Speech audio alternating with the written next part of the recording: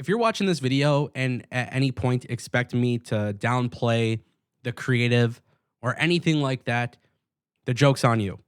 Spoiler alert, the first episode of Ring of Honor was actually really good and enjoyable to watch. Hands down. I will put that out there. I thought it was very enjoyable to watch. I thought the matchups were great. I like the presentation. I like the way it looks. I like the way it feels. I like the pace of the show. There's a lot of good that came from watching Ring of Honor. But of course, that's not enough. And my issue actually comes down to the fundamental issue of Ring of Honor and something I've noticed that I feel like it just needs to be resolved relatively quickly.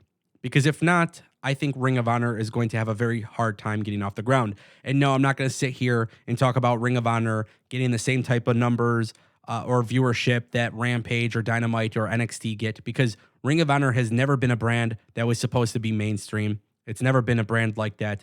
In fact, Ring of Honor, most of the value for Tony Khan purchasing Ring of Honor was always based on the fact that it was a brand that had a great tape library. So I watched Ring of Honor, the first episode on Honor Club.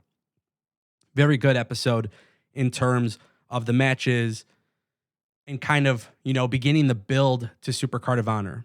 And I'm glad that's the case. I'm glad I got to enjoy the entire episode and be pretty excited about it. But there's a couple fundamental issues. And again, if it's not resolved, it's going to be a problem for Tony Khan. There is very little differentiation between Ring of Honor and AEW. And that needs to be resolved. There is a lot of there's a lot of question marks I have when I watch Ring of Honor. Who's on the roster? That's a big one. If you go to the Ring of Honor website, it's all AEW people. And we figured this, right? Every time Tony Khan had a major announcement or he was going to reveal a new signing, obviously that's what a promoter does. He was trying to get as much TV viewership as possible. So therefore, he would hype up the signing of Mercedes Martinez. She signs to the company. We barely see her, but she's part of Ring of Honor. And the same thing could be said for quite a few other people. We don't know exactly who is going to be on the Ring of Honor roster and who's exactly going to be on the AEW roster. We don't know if the rosters are going to be separate, and on the website, it's not even updated. So it doesn't even look like Tony Khan or Ring of Honor have a clear plan on the roster. So when I watch AEW and then I watch Ring of Honor and I see that the roster is relatively the same, I'm having a tough time differentiating what is the difference. Where is the value in spending $10 a month for the Ring of Honor TV show? The reason why I say that is because you can turn on AEW Dark and the same people are working AEW Dark. Sky Blue, Madison Rain, right? And those are just a few examples. But obviously a lot of people who are on Ring of Honor are also have been on Dynamite, Rampage, or Dark. So it's confusing. It's a really confusing situation for Tony Khan, and I think he needs to clarify that.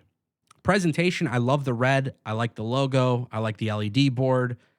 Them shooting in Universal, having the intimate crowd, it's going to work wonders for Tony Khan and Ring of Honor. But again, we talk about differentiation between this and AEW Dark has the same exact crowd with the same LED board, the same Trons. Everything is relatively the same, very, very minimal difference. Oh, and by the way, the wrestlers that you see wrestling on Dark are the same that you see wrestling on Ring of Honor. Keep in mind, Ring of Honor is not like NXT. NXT's sole purpose is for development and getting people prepped up for Raw and SmackDown. Ring of Honor doesn't serve that purpose, nor does AEW Dark and Dark Elevation. So I feel like this differentiation issue of not seeing key differences is kind of alarming.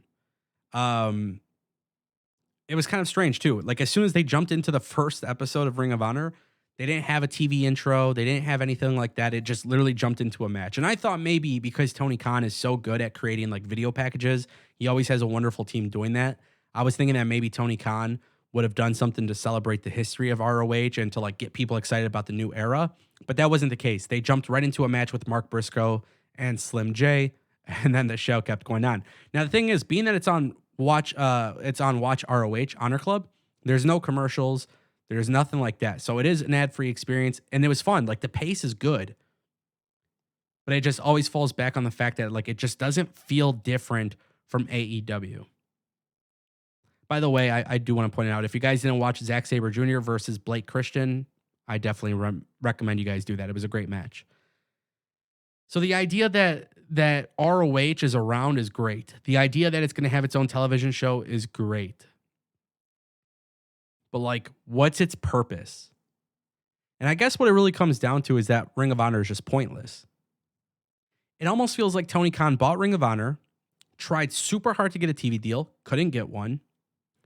And then because he couldn't get a TV deal and people kept talking about it on social media, it almost seems like he rushed this, which is really strange because from the time that he acquired Ring of Honor till now, it's been a very long time. So the fact is, I feel like this was rushed, and I feel like I'm watching another AEW Dark, but a better version of it. Like better matches.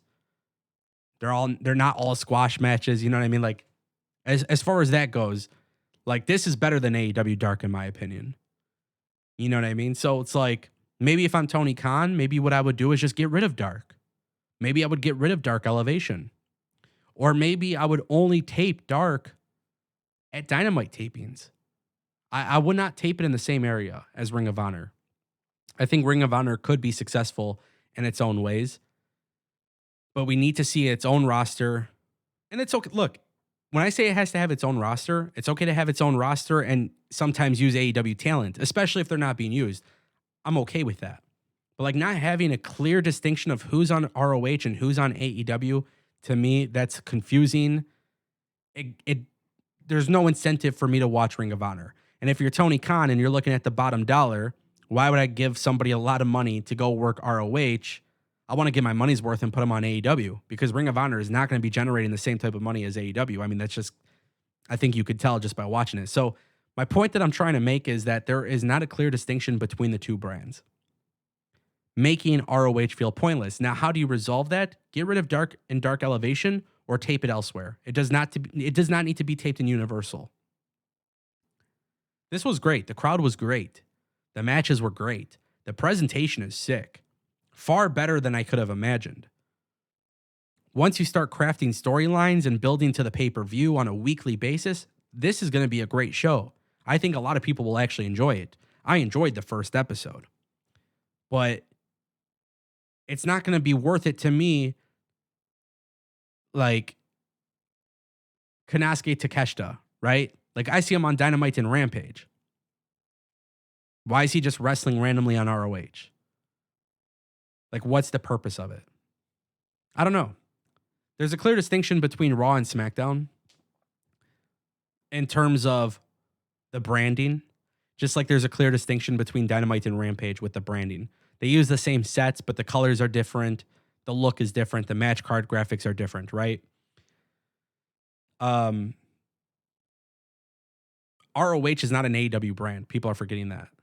So it's a separate company owned by Tony Khan, yet it molds right into this company. And it's basically there, and it just kind of exists.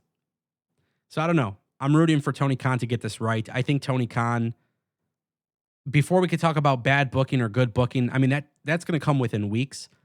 But in terms of presentation and really finding something that makes them different, that's got to be fixed. I promise you guys, it's got to be fixed. Like, I really hate to compare it to like WWE Main Event or WWE Superstars, but like it's going to eventually feel that way if it's not anything different. And look, I'm not being negative towards Tony Khan. I'm not being negative towards, this is a good show. It was fun to watch, but like it's pointless. I don't know. Let me know what you guys think in the comment section down below.